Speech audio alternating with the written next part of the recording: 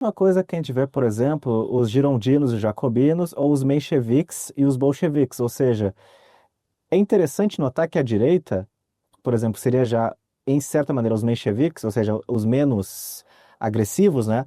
Ou os girondinos, em contrapartida os jacobinos, que já seriam já a ala mais à esquerda, né? Ainda assim, é interessante notar que a direita, ela se alinha justamente com esses grupos, só que, e que seriam, então, a direita da época, só que há algo anterior a esse dualismo, esse binarismo.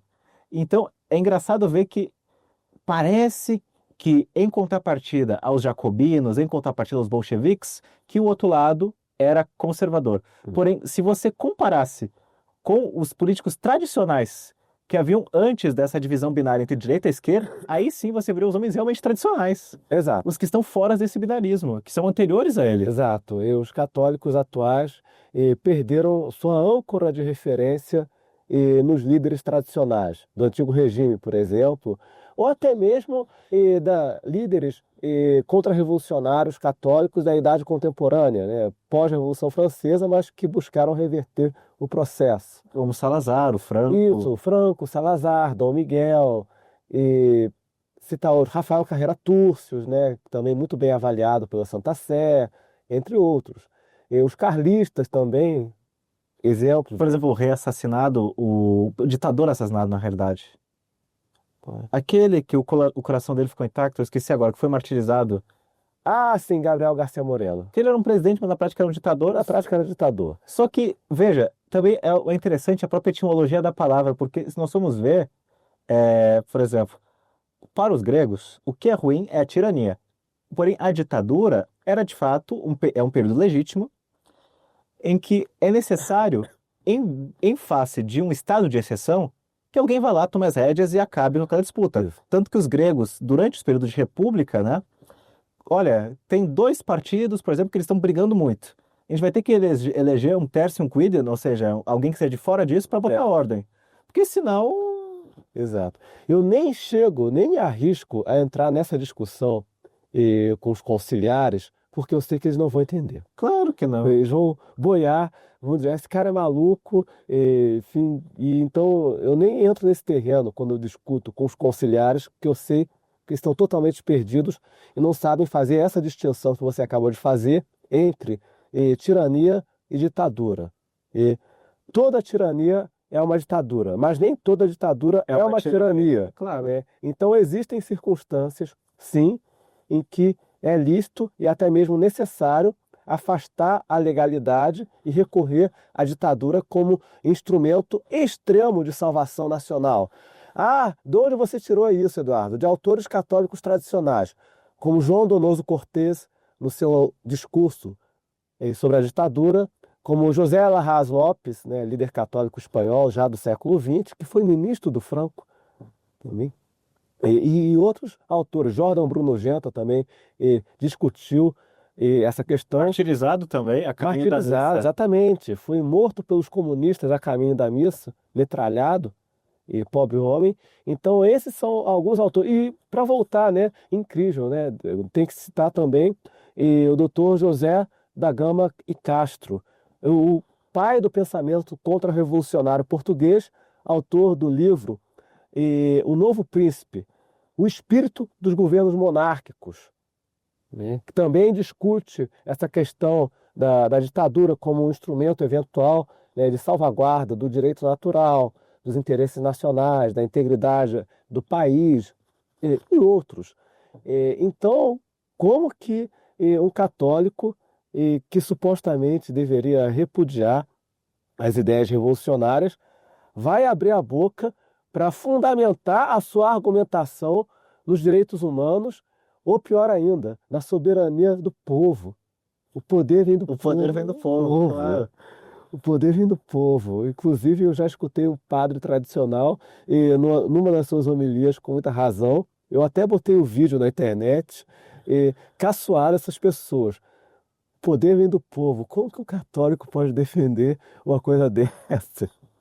Então, isso é interessante porque a gente vê que, na realidade, a direita, no mesmo momento que ela foi criada, nesse binarismo, nesse jogo das tesouras, ela já nasceu, em relação aos católicos tradicionais, sendo, na realidade, esquerda, no sentido que os católicos tradicionais, eles eram, de fato, se nós podemos dizer assim, os que conservavam justamente a doutrina católica, a lei natural, enquanto que os de direita, eles vieram conservando a revolução, ou seja, eles não aceitam de todo, mas aceitam as premissas. E quem aceita as premissas, uma hora vai chegar na conclusão. É por isso que a direita, ela abre espaço para a esquerda. Porque se você aceita as mesmas premissas que os revolucionários, como, por exemplo, os direitos humanos, você é apenas uma outra tonalidade, porque o rosa é só uma outra tonalidade do vermelho. Então, na realidade, você começa desse modo moderado, só que se você tem a mesma premissa que as pessoas de esquerda, não é? Você vai chegar, inevitavelmente, com o decurso do tempo, na mesma conclusão, que é o jacobinismo, que é o progressismo, É essa inevitável. decadência. É inevitável essa rendição. Porque É. só Só que numa velocidade mais lenta. só que a gente perde quando a gente entra nesse jogo binário. A gente já perdeu, porque nós entramos nesse processo de decadência. Porque nós estamos fazendo concessão naquilo que nós não poderíamos fazer, que era em relação a princípios. Exato. Não se aceita as premissas do inimigo. Se você começa aceitando as premissas do inimigo, você já começou perdendo. Né? E é isso que fazem os conservadores. E como demonstra outro autor ligado à fraternidade, o falecido professor Rubens Calderon, no seu livro é o conservadorismo anglo-saxão, né? O conservadorismo anglo-saxão. É. Então, nesse livro, ele destrincha, né, as contradições do assim chamado pensamento conservador. Então, os fatos que você citou cai perfeitamente no que nós acabamos de dizer. E os conservadores são esquerda em relação aos católicos tradicionais, porque o negócio deles é conservar a revolução. Eu arrisco supor, inclusive, que o conservadorismo seja uma espécie de anestesia que você aplica no paciente para que ele não sinta muito a dor, né, da revolução entrando Das circunstâncias. nas circunstâncias, né? Então você usa o conservadorismo como uma espécie de anestésico, principalmente nos países de formação católica, onde a resistência seria maior. Sim, com certeza. Onde se esperaria pessoas mais refratárias, o que nós temos quando o neoconservadorismo entra são justamente as pessoas mais acomodadas. Ou seja, é o tiozão que ele, na realidade, ele vai querer ser a pessoa que defende os bons costumes enquanto ele tem duas amantes. É aquela história, né? O tiozão do Zap. Exatamente. Não é à toa que esse perfil compõe a base eleitoral, em grande parte, da chamada nova direita brasileira. Com certeza. Como é que é? Liberal na economia e conservador dos costumes. Costumes. Exatamente. Liberal na economia e corno na moral, né? Mas tu disse em outra ocasião. Esse é o diagnóstico, né? E aí nós vemos cenas como essa que nós vimos no 7 de setembro. Pessoas carregando a bandeira americana na Avenida Paulista, pessoas sacudindo a bandeira de Israel. Como um católico vai participar? Tu vai pegar um exemplo, só para citar o nome, porque esse nome é escancarado, né? O Alan Santos. Ele está nos Estados Unidos e, olha, isso é porque ele está foragido. Não vamos entrar no direito, porque de fato ele está sendo perseguido pelo Xandão. Tá, tudo bem, não vamos entrar entendeu? Nos méritos da questão. Entretanto, o que eu acho engraçado é que ele está basicamente fazendo lobby nos Estados Unidos, implorando a intervenção americana no Brasil. Ele acha de fato que a solução da política brasileira é um Deus ex machina americano, que eles vão entrar aqui e limpar tudo, né? Exato, é curioso. Aí, nessas horas, os nossos liberais perdem a sua aversão pela intervenção do Estado na vida dos outros. Desde que seja o Estado não brasileiro. Exato, né? Se for o Estado norte-americano, aí sim pode vir aqui, invadir, bombardear, sancionar, enfim, virar o país de cabeça para baixo. Então você percebe que na cabeça deles, o Estado norte-americano ocupou o espaço da Santa Sé. É a Santa Sé, né, dos americanistas, o Estado norte-americano. O próprio Papa Paulo VI, quando ele vai na ONU, é porque ele está referendando e, de certo modo, ele está legitimando a ONU. Sendo que antes, quem fazia essa relação, esse meio de campo entre as nações era a Igreja Católica. Exatamente. O papel de árbitro era da Igreja Católica, pelo menos entre as nações católicas. E nós tivemos, inclusive, autores que defenderam muito essa tese, e com vigor. A ideia de que o Papa deve exercer o papel de árbitro e quando as nações não conseguirem chegar ao entendimento pacífico, né, a respeito de determinadas questões. E houve ocasiões em que a igreja desempenhou esse papel. Por exemplo, na Paz de Westfália, Isso, que é o mais conhecido. isso, exatamente. Então houve ocasiões em que a igreja arbitrou disputas entre nações, inclusive entre nações católicas e não católicas, né? Teve no século XIX o caso da Espanha versus Alemanha, e, que isso é o ideal. E por isso que o católico deve olhar para a ONU e seu Conselho de Segurança com muita desconfiança, porque é uma espécie de usurpação do poder papal. né? E autores franceses denunciaram isso, inclusive na época da Liga das Nações. Ah, sim. Na época da Liga das Nações teve um advogado católico francês que publicou um livro intitulado Um Fiasco Maçônico, em 1919 ou 1920, e nesse livro ele chamava atenção para a pretensão de substituir a autoridade, o papel do Papa, por esse parlamento, que na verdade é isso, que a Assembleia Geral da ONU faz, é reproduzir no âmbito internacional a democracia parlamentar. Se tem cada país vale um voto ali, e se determinada resolução receber votos da maioria, é aprovada. É claro, ou seja, já também ensejando o próprio modelo norte-americano de democracia, que ele quis espalhar para o resto do mundo. Exatamente. O Monsenhor de Lacy, e aqui eu volto ao livro, ele percebeu muito cedo a pretensão dos americanistas de introduzir o modelo norte-americano, primeiro na Igreja Católica e depois no restante do mundo. Poderia explicar, agora citando do livro, como que isso se fez na Igreja Católica? Qual foi o manejo que eles deram para tentar introduzir a democracia na Igreja Católica? Já na época de Monsenhor de Lacy, porque isso já é Século XIX. E Monsenhor de Lacy notou na argumentação dos americanistas, e aqui nós vamos dar nome aos bois, o mais conhecido era o padre Hecker, né? Isaac Thomas Hecker. Outro bem conhecido era um bispo norte-americano, Joseph Kane, né? Não me lembro qual era a diocese, né? Mas como eles buscavam introduzir a democracia na Igreja Católica? Em primeiro lugar, eles procuravam mitigar o caráter monárquico da Igreja. O Hecker alegava que a Igreja Católica teria uma formação essencialmente republicana, apesar das evidências em contrário. Segundo lugar, eles alegavam que o catolicismo se expandiria com mais rapidez e mais facilidade se suavizasse a sua mensagem, se adotasse um novo modo de apostolado que omitisse os pontos mais severos da doutrina católica, de modo a convencer mais facilmente as pessoas que estavam fora do redil. Então, essa era a troca que eles ofereciam à Igreja Católica. Olha, se a Igreja não quiser perder o trem da história e se adaptar ao espírito dos tempos, ela terá que recorrer a uma nova maneira de fazer apostolado. E como isso será feito? Isso será feito através da suavização da doutrina católica, e que terá que perder em parte a sua severidade na hora da pregação, para que um número maior de pessoas indecisas se disponha à conversão. Então essa era a troca oferecida pelos americanistas, na chamada expansão exterior do catolicismo. Eles acenavam com essa isca para o clero. E, segundo ainda os adeptos dessa tese, os novos tempos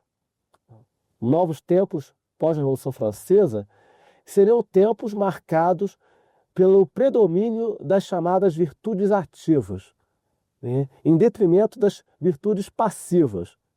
É o fim da contemplação. Exatamente. Então eles alegavam, olha, as virtudes passivas foram apropriadas para o catolicismo em épocas anteriores, porque eram ajustadas para aquele momento, porque eram compatíveis com o perfil dos povos latinos. Agora, com o predomínio dos povos anglo-saxões, nós precisamos remodelar a governança da igreja no sentido democrático, né? No sentido da autoconfiança individual, enfim, no sentido da ousadia, né, do arrojamento, para que a igreja consiga converter um número maior de pessoas. O que eu acho interessante, professor, é que isso na realidade não faz sentido. Por exemplo, nós pegarmos anglo-saxão, entende-se também a Inglaterra. Isso. A Inglaterra teve, por exemplo, um número de mais de 10 mil monges durante o tempo de Henrique VIII. Tanto que era um problema a questão dos monges na Inglaterra, porque na prática, como eles não pagavam impostos e como eles também não obedeciam às leis seculares, justamente porque do próprio direito romano, ou seja, que a lei não invade o templo, isso é, que considerando-se, isso vem dos próprios romanos que eram pagãos, mas considerando então que o templo é a casa de Deus, a legislação humana ela não teria efeito dentro dos templos, porque são, de fato, o território de Deus, não é? Então é por isso, por exemplo, que o imperador não tinha direito de administrar o templo das Vestais, porque ele próprio sabia que aquilo ali ia além da jurisdição dele.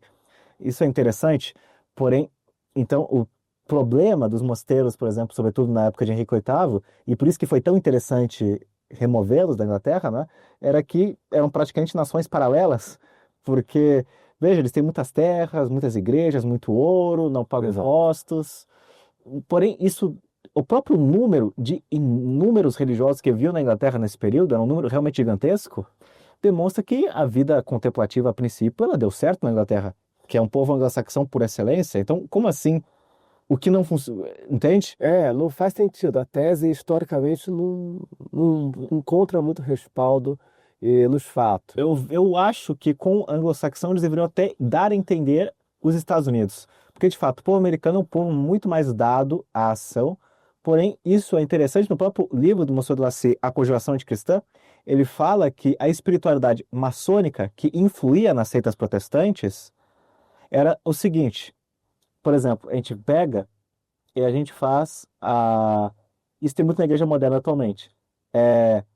As igrejas protestantes, elas tinham que ter sempre o grupo do tênis, o grupo do xadrez, o grupo do não sei o que, a associação disso, a associação daquilo, de modo a que a concepção religiosa deles não fosse a mesma que a dos católicos, ou seja, sacramental, porém que fosse muito mais ligada a de serviço religioso, ou seja, a de estarmos aqui em comunidade. A gente pode pegar o próprio Lutero, na concepção que Lutero tinha do sacramento da crisma, é que para ele, na realidade, a crisma não era um sacramento. A crisma, né, a confirmação, era um momento público que um fiel, atingindo a maturidade, né, por exemplo, aos 15 anos, ele iria diante de toda a igreja dizer que eu desejo continuar cristão.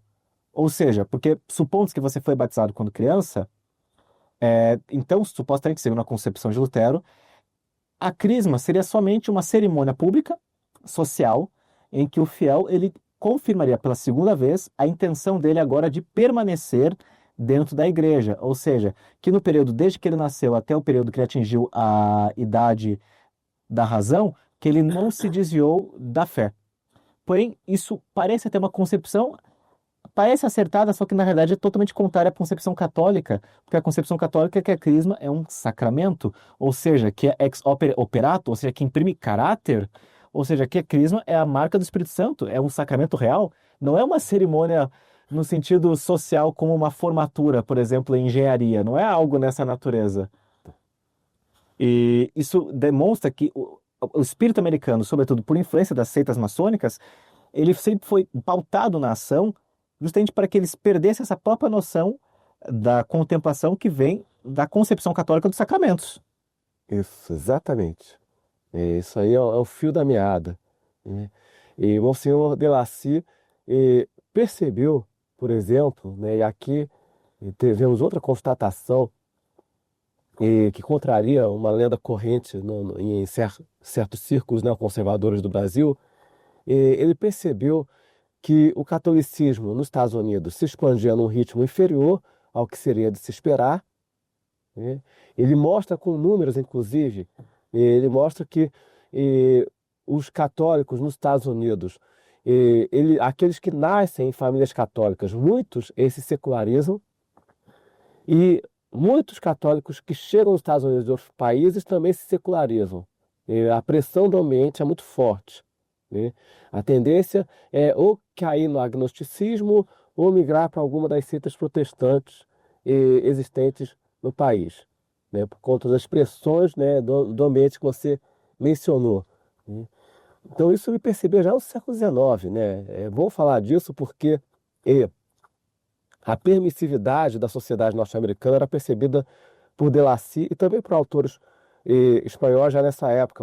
Muitas pessoas, principalmente olavistas, pensam que o que estragou tudo foi a revolução sexual, que desvirginou a sociedade norte-americana, que a KGB foi lá e plantou a escola de Frankfurt nos Estados Unidos para corromper o país. Na verdade, a formação do país já é uma formação complicada, né, por conta da influência das seitas maçônicas.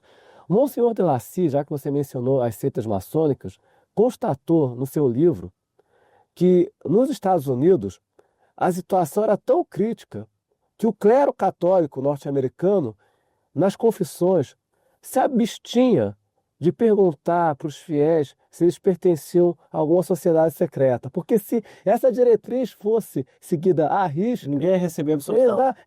Exatamente, era um negócio tão crônico. O número de afiliados dessas sociedades secretas nos Estados Unidos era tão elevado que o clero católico norte-americano decidiu, a partir de dado momento, não perguntar mais nas confissões se os fiéis pertenciam à maçonaria ou a alguma sociedade parecida, ou se abstinham também de pregar contra a maçonaria nos púlpitos, porque isso poderia gerar muita confusão. Ah, claro. Então, você tinha o prefeito, o maçom, o presidente, o ministro, um monte de gente filiada aí, fica complicado, né? Uma coisa interessante, você pode até pesquisar no Google, que isso é um fato público, auditável, e isso é engraçado, que o Dom Rifan, né, ele celebrou uma missa lá em São Fidélis, no aniversário do Rotary Club. É. Isso já viu essa imagem? Isso é auditável. Então é a mesma coisa. A imagem que eu vi era outra, né? Dele falando do Instituto Israelense de Estudos Bíblicos, um negócio assim. Onde ele aprendeu hebraico. Ele aprendeu hebraico, né? O homem que rifou a tradição, né? O que é alguém, você pode dar a sua alma em troca de um báculo de uma mitra? Triste. Nós somos leigos, né? Então, paciência, né? Mas dá vontade de dizer umas poucas e boas aqui, né? Eu deixo isso para o clero tradicional, que aí está no mesmo patamar, né, hierárquico, né?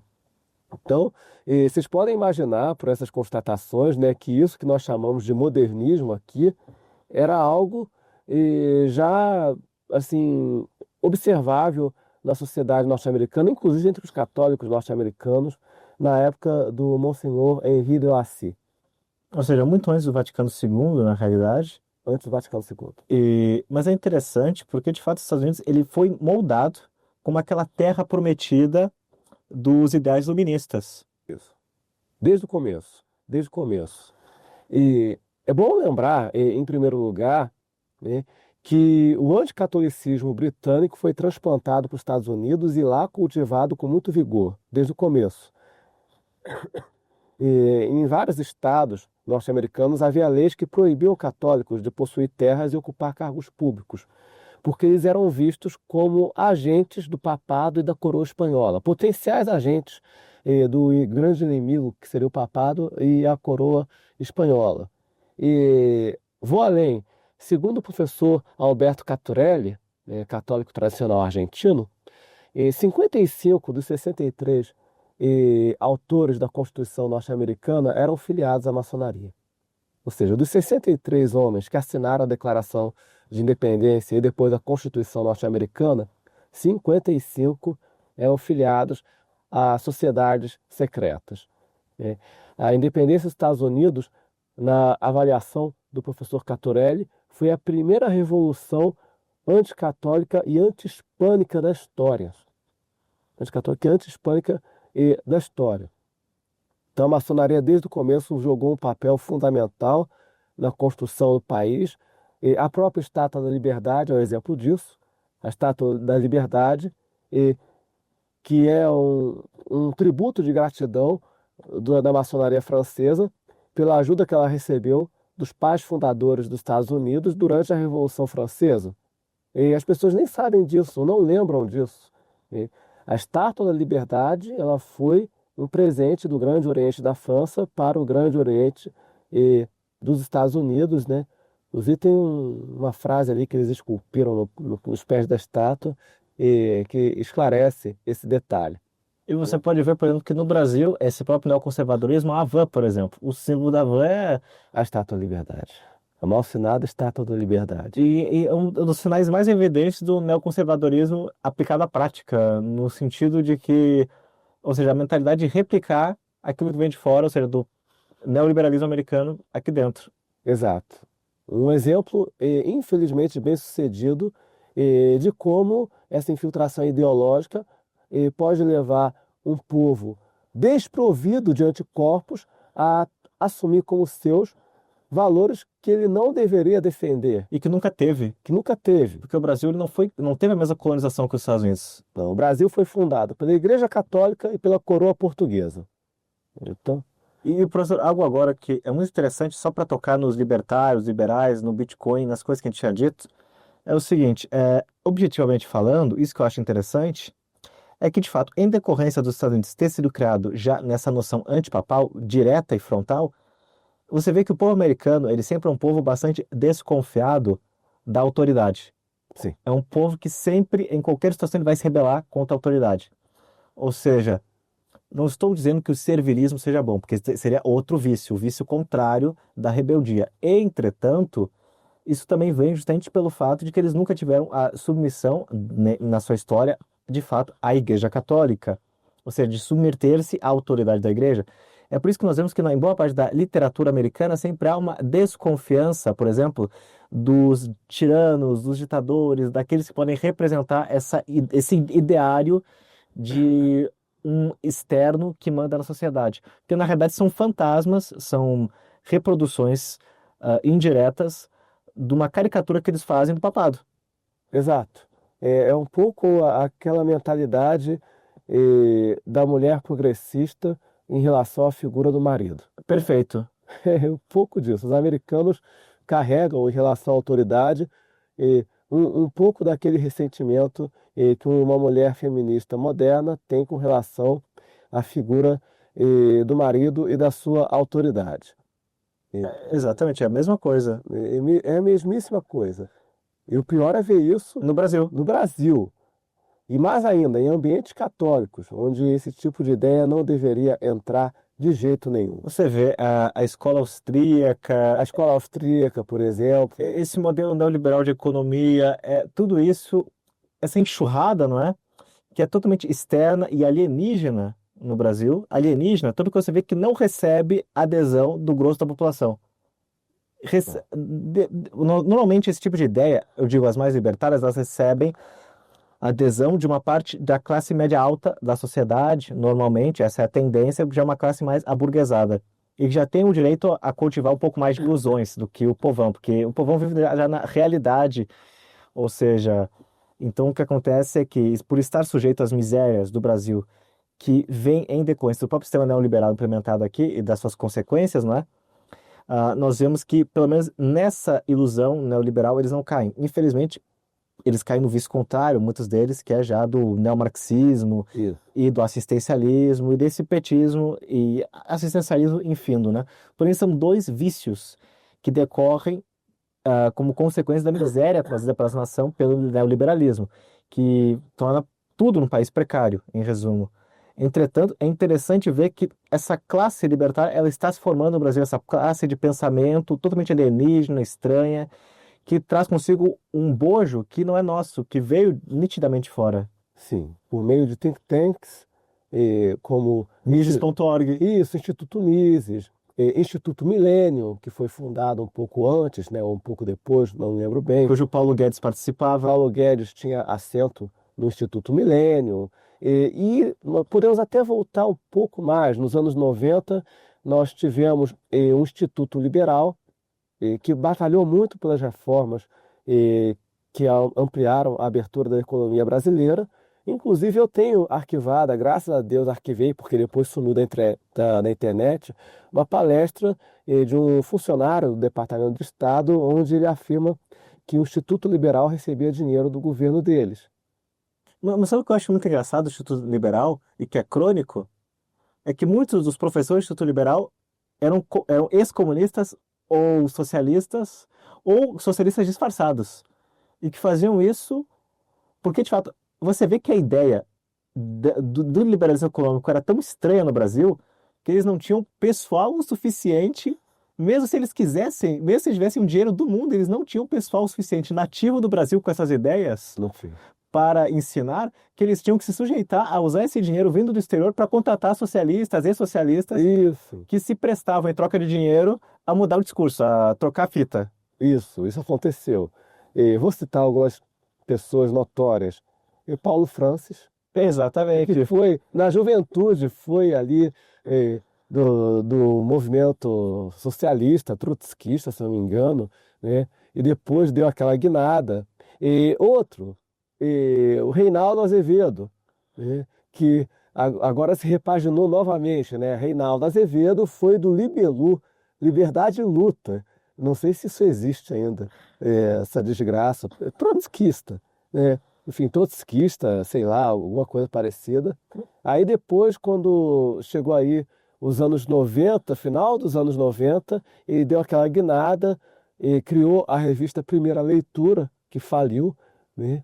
E aí surfou aí na onda do antipetismo e agora está novamente. Agora ele está com Lula. Agora ele está tendo uma recaída para a esquerda novamente, uma coisa estranha. Tanto que você vê que na última entrevista que o Lula deu, o Lula pediu, ele próprio, diretamente, que fosse com o Reinaldo Azevedo. Nossa.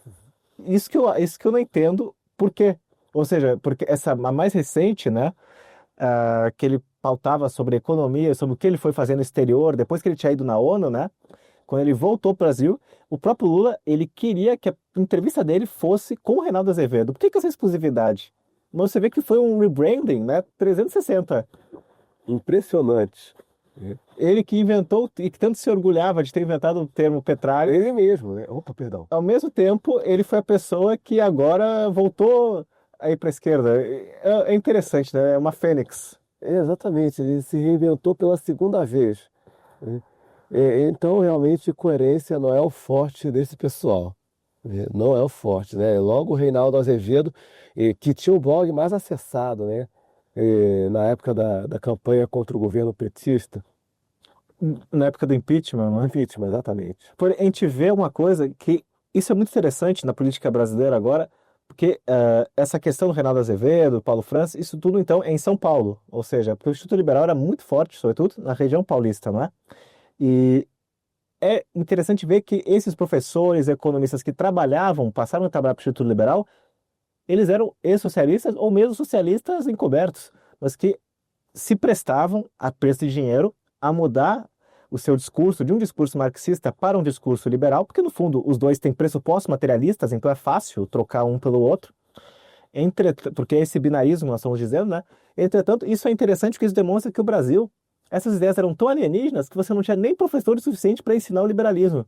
Que você tinha que recorrer a buscar professores marxistas. Não tinha, nessa época não tinha. Hoje sim. Hoje sim, mas naquela época era uma coisa muito exótica. Era quase uma ave rara, como se dizia antigamente.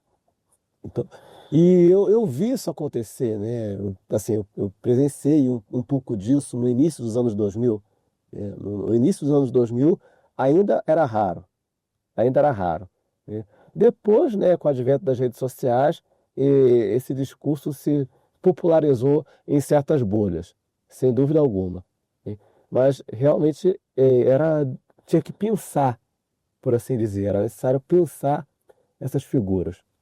Que fossem, no caso, liberais de princípio, nativos do Brasil. Era muito difícil encontrar alguém que fosse de origem, já de origem liberal no Brasil nessa época. Muito raro. Acho que dava para citar o quê? O Guilherme Melchior, diplomata, que comprovou o plágio da Marighella Chaui, né? E ela emagreceu 10 quilos. Acho que todo mundo, bem, quem é mais velho lembra disso daí, né? O Guilherme Melchior, diplomata de carreira, era muito inteligente, devo admitir.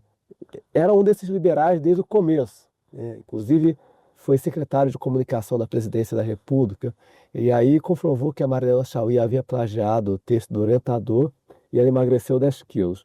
E o Roberto Campos, mais ou menos. O Roberto Campos ele teve uma fase meio cepalina, né, que não foi uma fase exatamente marxista, mas foi uma fase mais ou menos keynesiana, e aí migrou para uma posição realmente liberal.